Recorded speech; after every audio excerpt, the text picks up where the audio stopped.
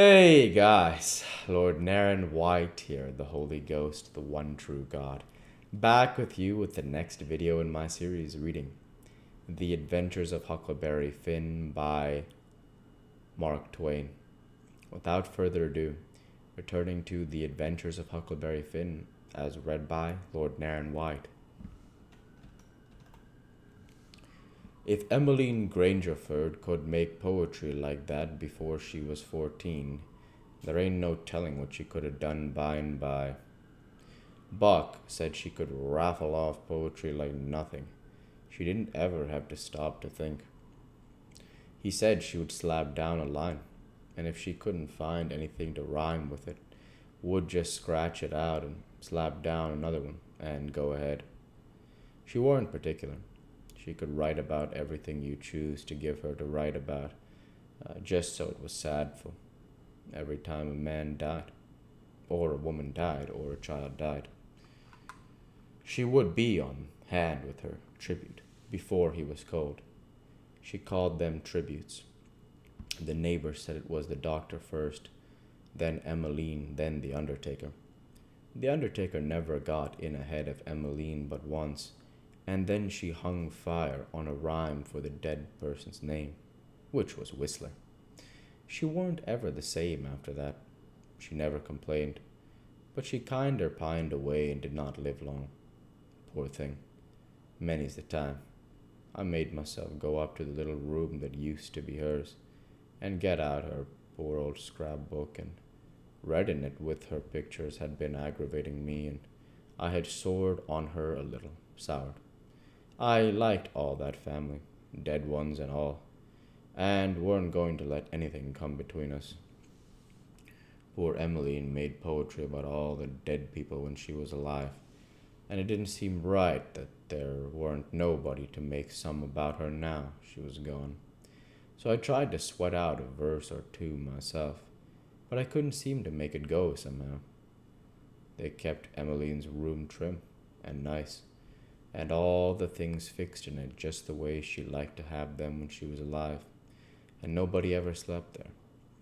The old lady took care of the room herself, though there were plenty of blacks, and she sewed there a good deal and read her Bible there mostly.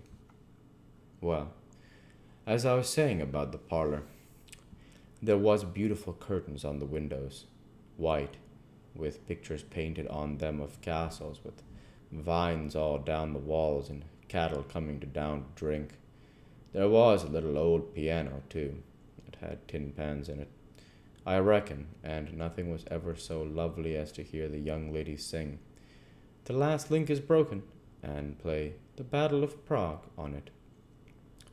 The walls of all the rooms were plastered, and most had carpets on the floors, and the whole house was whitewashed on the outside. It was a double house, and the big open place betwixt them was roofed and floored, and sometimes the table was set there in the middle of the day, and it was a cool, comfortable place. Nothing couldn't be better, and weren't the cooking good, and just bushels of it too. Chapter 18.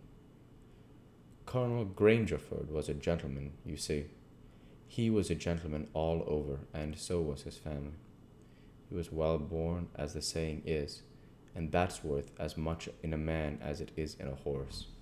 So the widow Douglas said, and nobody ever denied that she was of the first aristocracy in our town, and Pap he always said it too, though he warn't no more quality than a mudcat himself. Colonel Grangerford was very tall and very slim, and had a darkish, paly complexion, not a sign of red in it anywheres. He was clean-shaved every morning all over his thin face, and he had the thinnest kind of lips, and the thinnest kind of nostrils, and a high nose, and heavy eyebrows, and the blackest kind of eyes sunk so deep back that they seemed like they was looking out of caverns at you, as you may say. His forehead was high, and his hair was black and straight and hung to his shoulders. His hands was long and thin, and every day of his life he put on a clean shirt and a full suit from head to foot, made out of linen, so white it hurt with your eyes to look at it. And on Sundays he wore a blue tail coat with brass buttons on it. He carried a mahogany cane with a silver head to it. There was no frivolousness about him, not a bit, and he weren't ever loud. He was as kind as he could be. You could feel that, you know, and so you had confidence. Sometimes he smiled, and it was good to see. But when he straightened himself up like a liberty pole, and the lightning begun to flicker out from under his eyebrows, he wanted to climb a tree first, and find out what the matter was afterwards. He didn't ever have to tell anybody to mind their manners. Everybody was always good-mannered where he was. Everybody loved to have him around.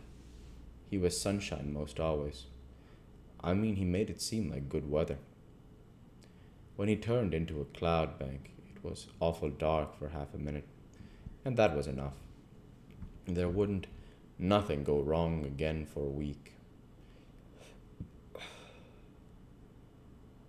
When him and the old lady come down in the morning, all the family got up out of their chairs and give them good day, and didn't sit down again till they had sat down. Then Tom and Bob went to the sideboard where the decanter was, and mixed a glass of bitters and handed it to him.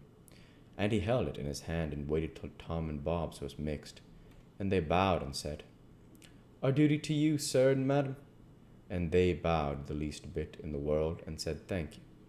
And so they drank all three, and Bob and Tom poured a spoonful of water on the sugar, and the mite of whiskey or apple brandy in the bottom of their tumblers, and give it to me and Buck, and we drank to the old people too. Bob was the oldest and Tom next, tall, beautiful men, with very broad shoulders and brown faces, and long black hair and black eyes. They dressed in white linen from head to foot, like the old gentleman wore broad Panama hats. Then there was Miss Charlotte. She was 25, tall and proud and grand, but as good as she could be when she weren't stirred up. But when she was, she had a look that would make you wilt in your tracks like her father. She was beautiful. So was her sister, Miss Sophia, but it was a different kind. She was gentle and sweet like a dove, and she was only 20. Each person had their own black to wait on them. Buck, too. My black had a monstrous easy time, because I weren't used to having anybody to do anything for me. But Buck's was on the jump most of the time. This was all there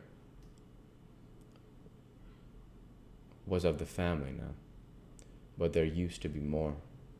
3 sons. They got killed, and Emmeline that died. The old gentleman owned a lot of farms and over 100 blacks. Sometimes a stack of people would come there, horseback from 10 or 15 mile around, and stay 5 or 6 days, and have such junketings round about and on the river, and dances and picnics in the woods daytimes, and balls at the house nights. These people was mostly kinfolks of the family. The men brought their guns with them. It was a handsome lot of the quality, I tell you. There was another clan of aristocracy around there, 5 or 6 families, mostly of the name of Shepherdson. They was as high-toned and well-born and rich and grand as the tribe of Grangerfords. The Shepherdsons and Grangerfords used the same steamboat landing, which was about 2 mile above our house. So sometimes when I went up there with a lot of our folks, I used to see a lot of the Shepherdsons there on their fine horses.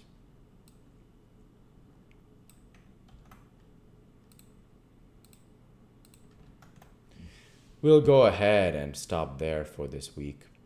As usual, I want to say thank you for watching, and I hope you enjoyed. Please like, comment, and subscribe, as it greatly helps the channel. Light be with you all. Take care, and thanks again.